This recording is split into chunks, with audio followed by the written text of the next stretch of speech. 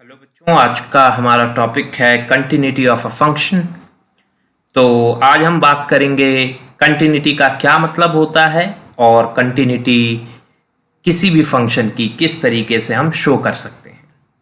तो इससे पहले हम कंटिन्यूटी की बात करें, थोड़ी सी बात कर लेते हैं कैलकुलस की, क्योंकि ये कैलकुलस का ही पहला टॉपिक है आपकी एनसीईआरटी में। कैलकुलस क्या है? कैलकुलस स्टडी है रेट ऑफ चेंज की। ओके, तो जब भी आप कोई भी घटना देखते हैं, कुछ भी चेंज होता हुआ देखते हैं और आपको ये पता लगाना है कि वह घटना कितनी तेजी से हुई या वो चेंज किस रेट से हुआ, तो आपको उसके लिए कैलकुलस की आवश्यकता है। To be specific, differential calculus की आवश्यकता है। कैलकुलस की खोज से पहले जितनी भी गणित की पढ़ाई थी, जितनी भी मैथ्स की स्टडी थी, वो सब स्टैटिक स्टडी थी, सब स्टैटिक था। ओके, तो कैलकुलस के बाद से ही हमने चेंजेस की स्टडी शुरू करी, जो कि बहुत ही आवश्यक है। अब आपको किसी भी चेंज की स्टडी करनी है तो पहले आपको उस चेंज से रिलेटेड एक फंक्शन डिजाइन करना पड़ेगा। ओके, और उसके ग्राफ की स्टडी करनी पड़ेगी। अब ऐसा कैसे करेंगे? आप अलग अलग एक्स की वैल्यूज लेंगे, उन अलग अलग एक्स की वैल्यूज के लिए अलग अलग वाईज आएंगे और फिर उनसे एक ग्राफ बन जाएगा। ठीक है, जैसे कि बात करते हैं सिंपल, अगर हम साइंस स्ट्रीम की बात करें तो दिए गए टाइम में किसी बॉडी ने डाउनफॉल में कितना डिस्टेंस ट्रेवल किया in metres, time is in second और डिस्टेंस मीटर्स में है। तो वो जो टाइम है 1 सेकेंड, 2 सेकेंड, 3 सेकेंड, 4 सेकेंड और जो डिस्टेंस बॉडी ने कवर किया, उनको प्लॉट करके आप एक ग्राफ बना सकते हैं और फिर आप उस ग्राफ की स्टडी करके रेट ऑफ फॉल पता कर सकते हैं। समझ गए मेरी बात को? तो इस तरीके से आपको एक ग्राफ बनाना पड़ेगा और फिर उस ग्राफ की स्टडी करनी पड़ेगी। सो बेसिकली ग्राफ की स्टडी आवश्यक है। और ग्राफ भी कैसा होना चाहिए कैलकुलस में? अगर स्टडी करनी है तो कंटिन्यूअस ग्राफ होना चाहिए ना। हाल फिलहाल में तो बहुत सारे फंक्शंस ऐसे देखे गए हैं जो कंटिन्यूअस ना होते हुए भी कैलकुलस में पढ़े जा रहे हैं, तो वो भी नया फैक्ट है। बट फिलहाल जो हम शुरुआती स्टेज पे हैं कैलकुलस के, तो उसमें तो यही हमको ध्यान रखना है कि जो फंक्शन जिसकी हम स्टडी कर रहे हैं वो कंटिन्यूअस होना चाहिए। और अगर वो कंटिन्यूअस नहीं है तो उसका डोमेन हम इस प्रकार से एडजस्ट करते हैं कि उसको कंटिन्यूअस बनाया जाता है, और एक बार वो कंटिन्यूअस बन गया तो हम उसकी स्टडी कर सकते हैं।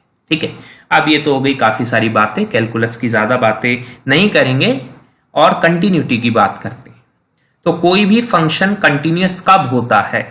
कोई भी फंक्शन कंटिन्यूअस तब होता है, इनफॉर्मल डेफिनेशन, जब बिना पेन को उठाए हुए उस फंक्शन का ग्राफ बनाया जा सके। बिना पेन को उठाए उस फंक्शन का ग्राफ बनाया जा सके तो वो कंटिन्यूअस होता है। थोड़ी सी इंप्रूव करते हैं डेफिनेशन को। ऐसा कोई भी फंक्शन जिसमें कहीं पर भी ब्रेकेज, कट्स या जंप्स ना हो, ऐसा फंक्शन कंटिन्यूअस होता है।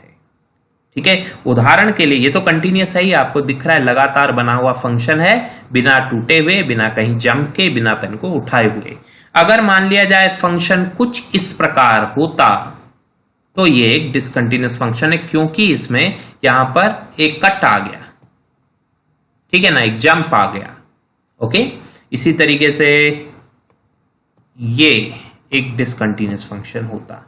ओके, बात क्लियर हो गई? आगे बढ़ते हैं। यह है इनफॉर्मल डेफिनेशन। तो डिसकंटिन्यूअस फंक्शन क्या होते हैं? जो फंक्शन कंटिन्यूअस नहीं है वो डिसकंटिन्यूअस है, एकदम सीधी सी बात। मैंने एक उदाहरण लिया है यहां पर, और मैंने एक फंक्शन लिया x अपॉन x माइनस 2। अब ये तो मैं जानता ही हूं कि ये फंक्शन 2 पर डिफाइन नहीं होगा, क्योंकि जैसे ही मैं इसमें x को 2 पुट करूंगा तो डिनोमिनेटर 0 बन जाएगा, इसकी वैल्यू आएगी 2 अपॉन 0। और अगर डिनोमिनेटर बन गया आपका 0 तो वो तो अनडिफाइंड है, और ग्राफिकली इसका मतलब है कि उस पॉइंट पर वो ग्राफ एग्जिस्ट नहीं करता। तो आप देखिए ग्राफ इसी का है, मैंने एक सॉफ्टवेयर की मदद से बनाया है। यहां पर ये ग्राफ माइनस इन्फिनिटी से आया, x की वैल्यू नेगेटिव इन्फिनिटी से आया, और इसकी y की वैल्यू देखिए 2 पर एक्चुअली एग्जिस्ट ही नहीं कर रही, ये पॉइंट 2 है। मैं थोड़ा जूम करता हूं आपके लिए। इस पॉइंट पर ये जो फंक्शन की वैल्यू है वो माइनस इन्फिनिटी की तरफ निकल गई, और इस पॉइंट 2 के जस्ट राइट में अगर देखा तो प्लस इन्फिनिटी से ये वैल्यू आई और पॉजिटिव x की तरफ चली गई, तो 2 के जस्ट लेफ्ट में तो माइनस इन्फिनिटी की तरफ निकल गई थी वैल्यू, और 2 के जस्ट राइट में प्लस इन्फिनिटी से वैल्यू आ रही है। तो 2 पर कहां थी पता नहीं, 2 पर वैल्यू क्या थी हमको पता नहीं, सही बात है ना। तो जब 2 पे वैल्यू पता ही नहीं है, वहां पे ब्रेक आ गया, वहां पर एक जंप आ गया, और ग्राफ बनाने के लिए आपको पेन उठाना पड़ा, राइट। तो फिर हम कहेंगे कि ये फंक्शन कैसा फंक्शन है, ये फंक्शन डिसकंटिन्यूअस फंक्शन है। बात समझ में आ गई। तो ये भी एक अच्छा एग्जांपल हमने लिया। अब आते हैं हम फॉर्मल डेफिनेशन ऑफ कंटिन्यूटी के ऊपर। So what is the formal definition of continuity? Function f is continuous when for every value of a in its domain fa is defined and limit x tends to a fx is equal to fa। तो अभी ये definition सुनने में बड़ी अजीब सी लगती है कि ये क्या है, क्या लिखा हुआ है, पर मैं इसको समझाऊंगा तो आपको एकदम बात समझ में आएगी, ठीक है। तो चलिए स्टेप बाय स्टेप चलते हैं इस डेफिनेशन को समझने में, और क्वेश्चन करने का प्रोसीजर भी देखते हैं कि नेक्स्ट वीडियो में क्वेश्चन करने कैसे हैं। स्टेप 1, सबसे पहले जिस भी फंक्शन की आप स्टडी कर रहे हो और जिस पॉइंट पे कंटिन्यूटी चेक करना चाहते हो, इस केस में वो पॉइंट है ए, तो वहां पर आप निकाल लीजिए लेफ्ट हैंड लिमिट और राइट हैंड लिमिट, दोनों लिमिट आप निकाल लीजिए, लेफ्ट हैंड लिमिट और right hand limit. So let us से यहां पे मैंने एक x एक्सिस बना दी है, यहां पे मैंने एक y एक्सिस बना दी है, this is x axis and this is y axis, okay. और एक डिसकंटिन्यूअस फंक्शन बनाता हूं आपके लिए, देखिए ये डिसकंटिन्यूअस फंक्शन है, ठीक है। तो डिसकंटिन्यूअस फंक्शन है ये पॉइंट ए पर। अभी आप देखिए इस पॉइंट ए पर तो फंक्शन एग्जिस्ट कर रहा है कि नहीं कर रहा पता नहीं, दिख नहीं रहा है यहां पर मान लिया जाए कर रहा है, ठीक है। इसको थोड़ा और आगे खींच लेते हैं, ओके, थोड़ा सा आगे ले लिया हमने फंक्शन को। तो पॉइंट ए पर फंक्शन एग्जिस्ट कर रहा है, और इस पॉइंट ए के जस्ट लेफ्ट में अगर हम लेफ्ट हैंड लिमिट निकालें तो जो ग्राफ की हाइट है ये कहलाती है limit x tends to A minus F x. ये जो हाइट है नीचे से ऊपर तक की जो हाइट है ये कहलाती है limit x tends to A minus F x.